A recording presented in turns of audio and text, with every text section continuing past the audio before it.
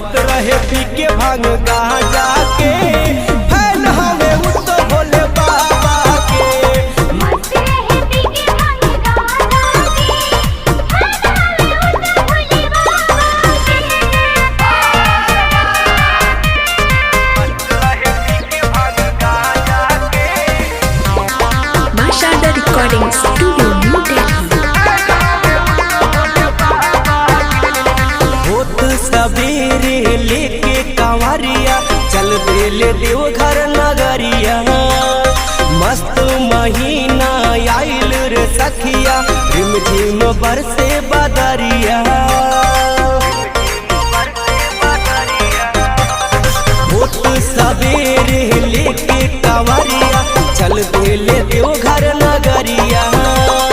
मस्त महीना आइल रे सखिया रिम झिम बरसे बदरिया। लंबा डगरिया बावे बाबा के,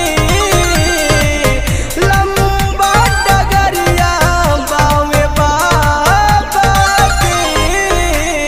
मस्त रहे पी के भांग गांजा के फैन हमें उतो भोले बाबा के। मस्त रहे पी के भांग गांजा के फैन हमें उतो भोले बाबा के।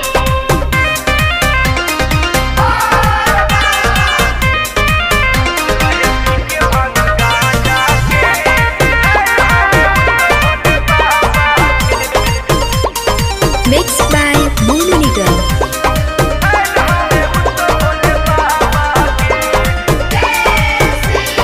रौशन शर्मा जलवा उठा के चल दिल देवघर नगरिया।